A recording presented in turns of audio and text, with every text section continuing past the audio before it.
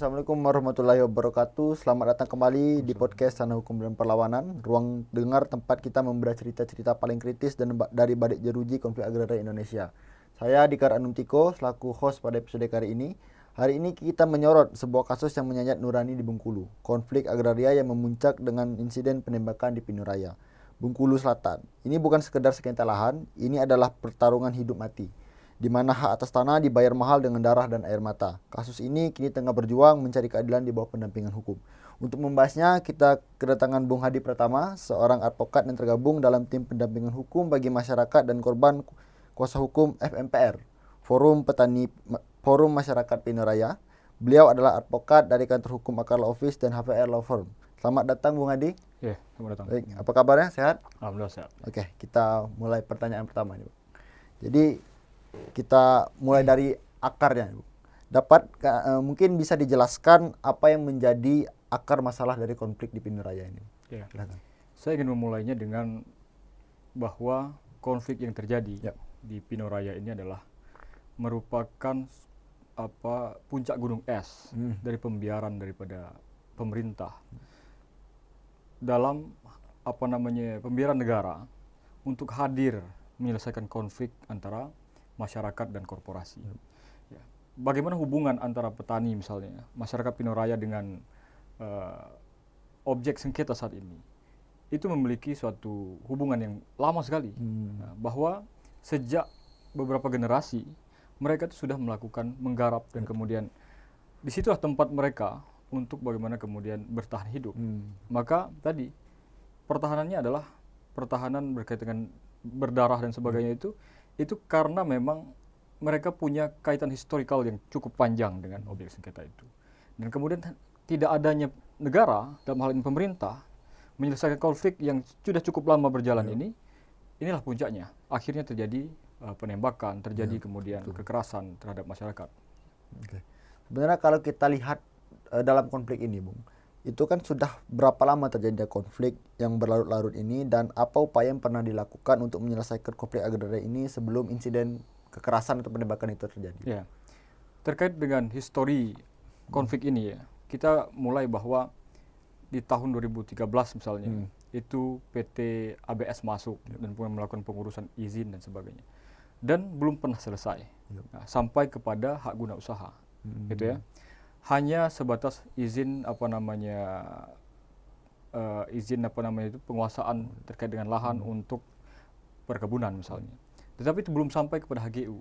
Nah, inilah yang menjadi persoalan ketidakjelasan bagaimana status daripada PT ABS dalam beraktivitas. Ini yang menyebabkan kemudian konflik di tengah-tengah masyarakat kita. Nah, sampai saat ini kita mendapatkan bukti bahwa PT ABS ini sebelum 2025 itu tidak ada alas HGU-nya. Nah, artinya apa tuh? Artinya ini menjadi penyebab lagi memvalidasi bahwa konflik ini terjadi karena tadi ketidakhadiran regulasi, ketidakhadiran negara, ketidakhadiran pemerintah untuk menyelesaikannya. Kalau misalnya ini sudah ada HGU misalnya, tentu ada kewajiban-kewajiban daripada korporasi untuk bagaimana kemudian memberikan manfaat kepada masyarakat sekitar daripada perusahaan itu. Dan apakah itu dipenuhi atau tidak? Nah, tentu sampai saat ini belum kita mendengar, dan tentu ketika itu diakomodir dan sebagainya, ya tentu itu akan kemudian meminimalisir konflik sebenarnya. Ya. Oke. Nah, kita masuk ke bagian yang paling krusial nih, Bung. Itu bisa ceritakan bagaimana insiden penembakan itu terjadi, kapan, di mana, dan dalam konteks peristiwa apa penembakan itu terjadi, Bung? Ya. Saya katakan bahwa konflik ini tidak terjadi sekali dan kemudian terjadi penembakan. Bahwa konflik ini sudah berlangsung cukup lama. Ya. Ada dua peristiwa. Peristiwa di bulan November gitu ya. Bahwa ABS gitu ya. ABS ini dengan keterbukaan yang bisa dikatakan tidak ada transparansi, yang menyatakan misalnya alas daripada HGU-nya itu di mana titiknya, kemudian yang selalu ditanya-tanyakan oleh masyarakat, tidak pernah terbuka atas itu. Dan kemudian yang menjadi fakta di lapangan adalah bahwa lahan masyarakat itu dilakukan pembakaran, pondok dibakar, kemudian tanaman seperti pisang, kemudian ubi dan sebagainya itu dilakukan penggusuran gitu. Nah, itu yang terjadi Kemudian lahan jalan yang dilakukan swadaya pada masyarakat, dilakukan oleh masyarakat, dibangun oleh masyarakat itu kemudian digusur gitu untuk membuat jalan baru. Tentu ini terjadi gitu, fakta yang memang kita hadapi, dan masyarakat pun sudah menyatakan bahwa untuk berhenti terlebih dahulu sebelum adanya kejelasan berkaitan dengan titik HGU yang dimiliki oleh ABS gitu. Namun tidak pernah ada ditampakkan tengah-tengah masyarakat. 2 kali terjadi ya penghentian itu. Ya, tetapi apa janjinya? Janjinya untuk tidak beraktivitas gitu ya sebelum adanya kejelasan terkait dengan titik HGU dan kemudian apakah lahan ini masuk ke HGU atau tidak gitu ya. Nah, apa yang terjadi? Masyarakat dibohongi. Ya, mereka terus kemudian beraktivitas melakukan pembuatan jalan ya, membuat jalan yang tadi merusak jalan yang diswadai oleh masyarakat, yang tadi di semen oleh masyarakat begitu ya. Nah, itu di tanggal 23 bulan November ya, tanggal 23 itu ya masyarakat itu juga mengetahui bahwa kami dibohongi lagi. Bahwa alat berat itu beroperasi lagi gitu. Sehingga tanggal 24 ya, tanggal 24 tentu dengan adanya fakta bahwa mereka dibohongi dan kemudian alat berat itu berjalan beroperasi lagi gitu ya.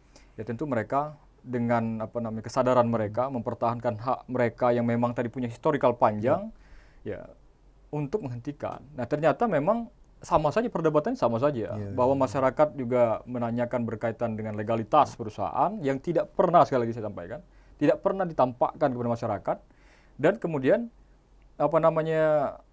dengan semacam arogansi begitu, dia memaksa untuk bagaimana kemudian ini tetap beroperasi.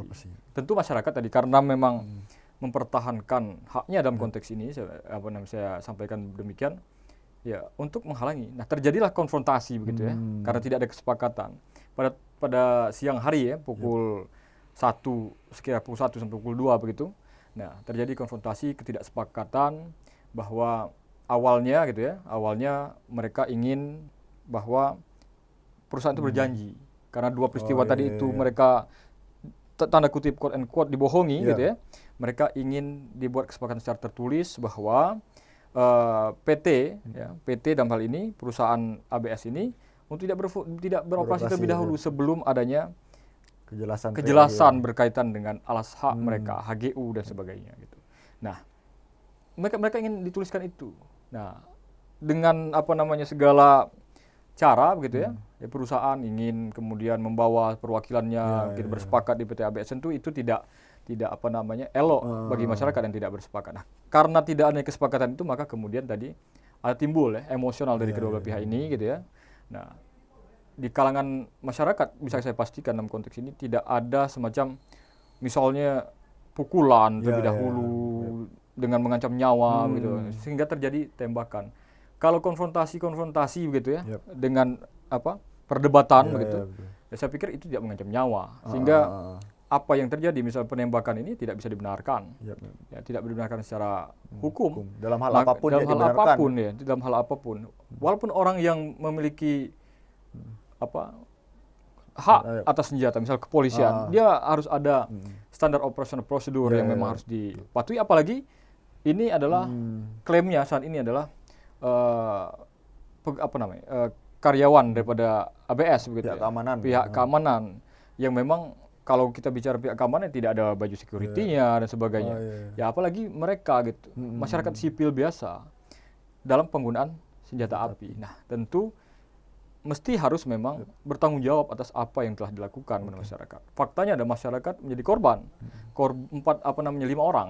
5 orang menjadi korban yang cukup serius, ada di perut. Itu kondisi fisik mereka itu seperti apa itu? Ya kondisi fisik seperti halnya Pak Buyung misalnya. Ya beliau tembus di perut sampai ke belakang gitu. Nah, di bagian perut artinya adalah organ tubuh yang vital gitu. Jadi ini yang memang menjadi concern kita dalam tim hukum, bahwa bagaimana kemudian memastikan proses hukum itu dapat berjalan sebagaimana mestinya hukum acara begitu. Dan kemudian orang-orang yang memang tadi orang yang telah melakukan suatu perbuatan hukum dengan melakukan tembakan dan melakukan kekerasan kepada masyarakat itu harus bertanggung jawab, baik itu secara personal ataupun memang korporasi, karena tidak terlepas bahwa dia adalah karyawan daripada ABS begitu. Oke. Terkait dengan korban itu siapa aja yang terjadi korban waktu insiden itu, Bang? Ada 5 orang ya, Edi Susanto, ya, Edi Hermanto, Pak Lin Surman, ya, Pak Soehardin, dan ada satu lagi Pak Buyung itu Pak tadi, Buyung ya, Pak Buyung itu yang paling cukup parah kritis ya, iya. sempat dirujuk ke rumah Oh, sakit. sampai dirujuk rumah sakit itu. Oke. Nah, setelah insiden itu terjadi tuh, itu fokus kan telah beralih ke jalur hukum. Nah, sebagai advokat, langkah hukum awal apa yang tim gunakan setelah insiden penembakan dan bagaimana prosedur pelaporan pidana ke kepolisian itu dimulai? Ya, tentu kami dari tim hukum ya, mempelajari secara detail bagaimana kemudian kronologi kejadian yang sesungguhnya. Nah, memang ternyata tadi menimbulkan beberapa delik misalnya. Nah, kita mengajukan laporan tentunya, laporan ada dugaan tindak pidana misalnya pasal 351 ayat 2 berkaitan dengan penembakan ya. Penembakan itu kekerasan yang menyebabkan luka berat gitu. Itu yang dialami oleh para korban. Kemudian bicara tentang undang-undang darurat ya. Undang-undang darurat nomor 1 ayat 1 1951 bahwa penggunaan menguasai menggunakan melakukan tembakan begitu. Itu tentu melakukan pelanggaran hukum yang memang ada konsekuensi yang diatur. Maka memang jalan satu-satunya adalah bagaimana kemudian kita melaporkan ini ke kepolisian. Ya. Nah, saat ini itu sudah masuk ke tahapan penyidikan. Penyidikan, kemudian tentu kita dalam analisis tim hukum bahwa ini sudah jelas sebenarnya, sudah jelas untuk bicara tentang pasal 351 ayat 2 misalnya, kekerasan yang menimbulkan luka serius misalnya. Nah, itu orangnya kita sudah teridentifikasi. Kemudian alat buktinya sudah jelas, adanya senjata api. Nah, tinggal kita menunggu bagaimana kemudian ini bisa tersangka gitu. Nah, ada tersangkanya. Nah, ini yang saat ini kita belum ada tersangka belum ada. Padahal dalam analisis kita itu sudah lengkap misalnya. Saksi-saksi sudah kita ajukan. Gitu. Nah, ini yang menjadi penting untuk kita kawal secara bersama-sama bagaimana proses ini sesuai dengan hukum acara begitu ya. Nah, jadi tidak terhambat karena ada sesuatu dan lain hal gitu ya. Oke. Jadi kan tahapan prosedur itu sudah tahap di penyidikan ya, Bang? Iya. Itu kan yang sedang dilalui kasus ini kan ada juga di mana sih tahap kendala terbesar muncul saat ini, dan saya dengar juga ada pihak perusahaan itu melakukan pelaporan juga. Nah, pelaporan seperti apa yang dilakukan oleh pihak perusahaan ini? Ya, memang betul ada beberapa masyarakat kita yang dipanggil oleh kepolisian untuk diberikan keterangan berkaitan dengan adanya laporan pihak perusahaan. Ya. Di situ tentu masyarakat memberikan kesaksian ya dengan apa yang dilihat, ya, didengar dan dialami saat itu. Nah, sudah kita lakukan pendampingan kepada mereka ya, untuk menyampaikan sesuatu hal yang memang itu yang terjadi gitu. Nah, memang itu sedang berproses. Jadi masyarakat ini dia sebagai korban penembakan gitu ya, korban kekerasan, namun juga ikut dilaporkan. Dilaporkan. Namun sekarang memang tadi belum ada tersangkanya, belum ada ini ya. Semuanya sedang tahap penyidikan sekarang kan. Nah, artinya apa, di tahapan penyidikan itu tindak pidananya itu sudah ada, pasti ada. Dan kemudian siapa yang melakukan tindak pidana itu yang menjadi penting. Nah, kalaulah memang perusahaan melaporkan misalnya masyarakat dan ini misalnya sudah berproses di tingkat penyidikan, ya silakan saja siapa tersangkanya yang dimaksud itu gitu. Dan demikian terkait dengan kasus 351 ayat 2-nya, kita sebagai pelapor ya tentu itu kita juga meminta untuk segera siapa yang ditersangkakan atas itu. Dan kami sudah clear bahwa mengidentifikasi diduga pelakunya gitu. Nah, kemudian ada satu lagi gitu ya. Untuk bagaimana kemudian berkaitan laporan tentang undang-undang darurat tadi, pasal 1 ayat 1-nya itu di laporan tipe A, artinya temuan kepolisian begitu. Nah, kami juga mendorong bahwa karena ini temuan dari kepolisian, bukanlah laporan daripada masyarakat atau korban secara langsung, walaupun ini secara terpisah begitu laporan kita ditegakkan oleh kepolisian, maka kami meminta untuk ini tetap transparan berkaitan dengan apa, dengan izin dan sumber daripada senjata api ini gitu. Itu yang menjadi penting untuk kita ketahui secara bersama-sama gitu. gitu. Oke, sip. Ini menarik nih, Bu. Ini kan sangat krusial. Penggunaan senjata api dalam sengketa agraria ini kan pelanggaran HAM berat lah kita katakan. Nah, bagaimana Bung Adi sebagai advokat melihat penggunaan senjata api yang disertai penembakan terhadap konflik agraria ini? Apakah ada atau tidak regulasi internal atau SOP dari aparat penegak hukum atau korporasi yang mengatur penggunaan senjata mematikan ini? Dan apa yang membuat tindakan penembakan di Pilihan Raya ini telah jelas merupakan pelanggaran HAM? Ya, bahwa yang pertama dan kita soroti adalah penggunaan senjata api. Senjata api ini harus kita identifikasi terlebih dahulu, ada izinnya atau tidak. Yang menjawab siapa tuh? Ya tentu penyidik kepolisian. Ya, ada izinnya atau tidak gitu. Nah, maka tentu itu kita menunggu pertama. Kemudian setelah ada izinnya, apakah boleh kita menembak gitu ya? Menembaki masyarakat dengan seperti itu? Ya tentu jika kita pastikan tidak boleh. Menembak itu pertama yang dibolehkan adalah misalnya kepolisian yang disenjatai. Kepolisian saja, tidak semua kepolisian disenjatai. Ya kan gitu. Apalagi quote and quote keamanan perusahaan.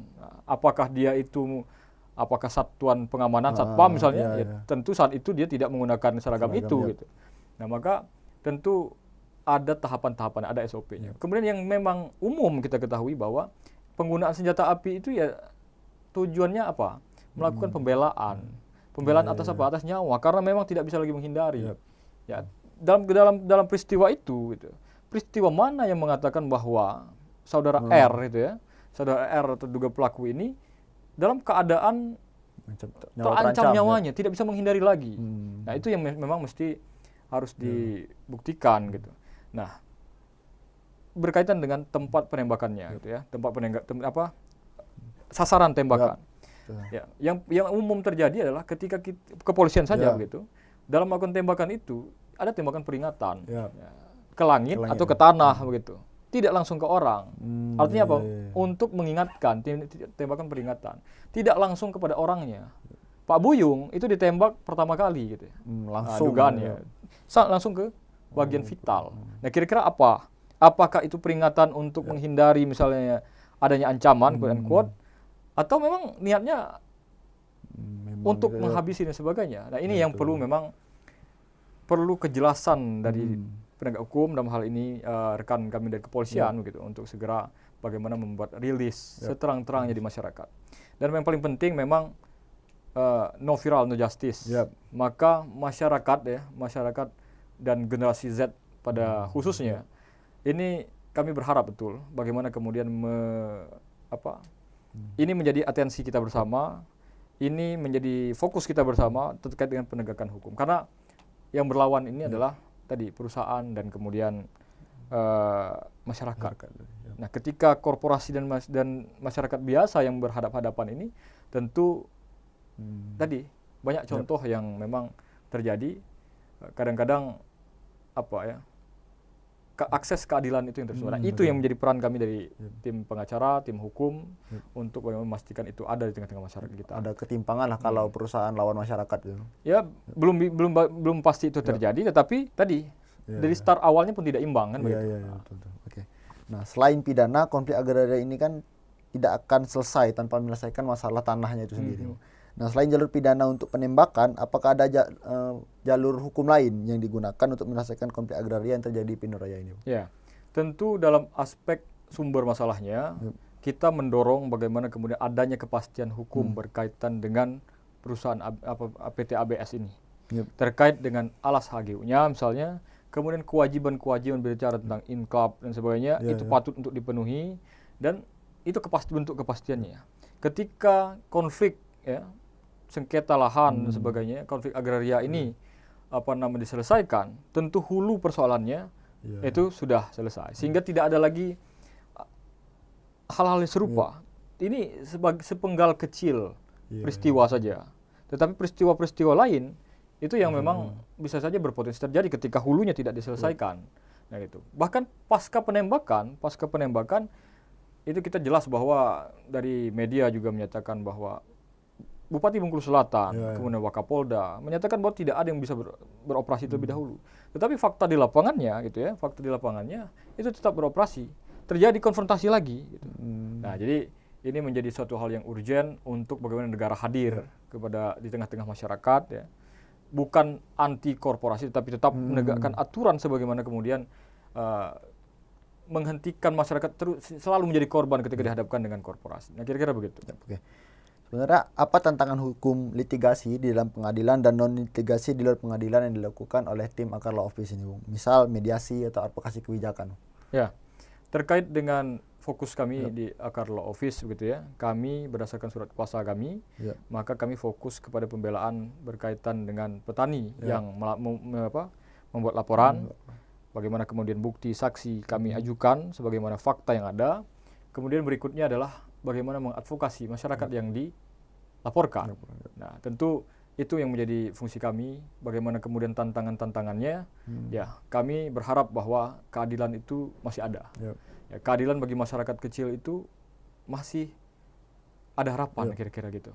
Nah, terlepas apapun yang terjadi, maka kita tentu terus ya solid. Bagaimana kemudian melakukan pembuktian atas apa-apa yang akan terjadi kemudian hari berkaitan dengan hukum. Oke. Nah, menurut pelihatan Bung Adi nih, apakah pola kekerasan dalam konflik agraria seperti yang terjadi di Pinuraya ini merupakan pola umum di Bengkulu atau Sumatera lah kita bilang, atau mungkin di Indonesia ini dalam konflik agraria, Bung? Ya, sepanjang konflik agraria ini sudah menjadi suatu hal yang biasa terjadi. Ya. Misalnya dulu ya di PT Sandabi Lestari misalnya terjadi pembakaran dan sebagainya. Ya karena apa? Tadi terjadi konflik dan tidak ditengahi. Nah kemudian di Muko-Muko begitu. Terjadi juga konflik. Kemudian di Pinuraya yang terbaru. Nah artinya apa tuh? Konflik agraria ini selalu kemudian berakhir kepada kekerasan, kepada konflik horizontal akhirnya. Di tengah-tengah masyarakat dengan masyarakat gitu ya, yang memang ada yang bekerja di perusahaan menggantungkan nasib dan hidupnya, ada yang menggantungkan harapan di kebunnya yang memang tidak akan banyak gitu, paling 1 hektar 2 hektar begitu, dan itu satu-satunya penghidupan mereka, makanya mereka bertahan dengan segala upaya begitu ya, dan akhirnya mereka berkonfrontasi, terjadi kekerasan, terjadi korban, maka tentu itu yang harus diselesaikan. Selalu memakan korban. Artinya hulunya memang harus diselesaikan. Bagaimana kemudian tim penyelesaian konflik ya harus dimaksimalkan dalam hal ini gitu ya. Bagaimana kemudian gubernur juga turun, bupati mesti turun, BPN juga harus tegas gitu ya dalam hal pemberian HGU yang mana saja dan sebagainya gitu. Oke, nah ini menyambung pernyataan Bung yang terakhir ini. Sebenarnya apa rekomendasi roadmap atau peta jalan dalam penyelesaian konflik agraria ini dari Akar Law Office bagi pemerintah daerah Bengkulu maupun pemerintah pusat untuk mencegah terulangnya kasus-kasus yang serupa? Ya, tegas saya sampaikan bahwa hulunya adalah tadi konflik lahan, sengketa lahan antara perusahaan dan masyarakat. Artinya harus ada keterbukaan berkaitan dengan misalnya lahannya ini HGU-nya mana, berapa konsesi lahannya, berapa hektar, maka sesuai saja dengan itu gitu. Kemudian kewajiban daripada perusahaan harus dipenuhi. Itu bentuk daripada kemudian hadirnya perusahaan di tengah-tengah masyarakat penyanggah gitu. Mereka memberikan kontribusi, guyub dan hidup rukun. Itu yang kita harapkan. Artinya apa tuh? Pemerintah harus hadir menyelesaikan konflik yang ada. Peta jalannya tentu kami berkaitan dengan itu, kami akan kita bicara tentang ini ya, pengadvokasian secara keseluruhan. Tapi dalam hal ini kami fokus kepada pembelaan hukumnya. Nah, namun harapan kami tadi itu, bagaimanapun caranya, apakah itu atensi daripada presiden, kementerian, gubernur, dan kemudian bupati, mesti terhubung secara baik dalam hal penyelesaian konflik agraria, bukan hanya di Pinuraya, tetapi bagaimana di Provinsi Bengkulu, di belahan Indonesia lainnya. Oke. Ini terakhir nih Bung. Apa pesan Anda bagi masyarakat Pinuraya yang sampai hari ini terus berjuang dan bagi para pendengar yang ingin terus mengawal konflik ini? Ya, bagi para pendengar dan penonton kita di podcast ini, harapan kami bahwa tadi no viral no justice. Tidak ada kekuatan besar yang akan mengalahkan bagaimana kemudian partisipasi masyarakat. Partisipasi masyarakat dalam mengawal hukum kita sebagaimana mestinya. Tanpa itu, maka tentu tadi kita agak pesimis ya agak pesimis. Faktanya memang begitu. Iya. Nah, jadi mohon agar ini menjadi atensi kita serius secara bersama-sama. Dan kemudian untuk petani Pinoraya. Yep. Petani Pinoraya jelas menggantungkan harapan dan hidupnya di apa namanya Di wilayah tersebut. di wilayah mereka, di tanah mereka. Kalau ada land to the tiller, Yep. lahan itu adalah milik Petani. petani sebenarnya kan begitu. Nah, mereka kita mesti harus kompak di dalam menghadapi persoalan ini. Nah, sampai adanya satu solusi. Nah, solusi dari pemerintah bagaimana kemudian terkait dengan konflik lahan ini harus diperjelas. Nah, HGU-nya saya sampai saat ini tidak jelas gitu. Mana titiknya? Di Cintomandi katanya. Di Cintomandi bagian apa gitu? Bagian utara, bagian barat, selatan atau apa? Nah, itu memang yang harus diterangkan. Maka Akar Law Office berkomitmen ya. HPR Law Firm juga berkomitmen untuk bagaimana kemudian melakukan pendampingan terbaik. Inilah peran kami sebagai bagian dari penegak hukum, sebagai advokat mendampingi para petani yang akses ya atas keadilannya itu tersumbat. Kira-kira begitu. Oke, terima kasih. Oke, kawan-kawan, kita baru saja mendengar pahitnya perjuangan hak atas tanah di Pinoraya. Ketika konflik agraria berujung pada kekerasan dan penembakan, ini bukan lagi soal administrasi, melainkan soal hak asasi manusia dan kemanusiaan. Kehadiran kantor hukum Akar Law Office di sana adalah cermin bahwa masih ada harapan dan bahwa kita tidak boleh membiarkan keadilan mati dalam kesunyian. Terima kasih Bung Adi Pratama. Sama-sama. Terima kasih atas keberanian dan berbagi energi perjuangan, karena bagi kami hukum yang tidak memihak pada keadilan adalah alat penindasan yang paling nyata. Kepada para pendengar, ingatlah, konflik agraria adalah masalah kita semua. Kita sedang berada di persimpangan jalan untuk memilih, untuk melawan ketidakadilan, tetap ikut perkembangannya. Saya Bikar Nutiko, pamit undur diri, tetap jaga tanah, jaga akal sehat, dan jaga perlawanan. Sampai jumpa di episode berikutnya, Tanah Hukum dan Perlawanan. Terima kasih.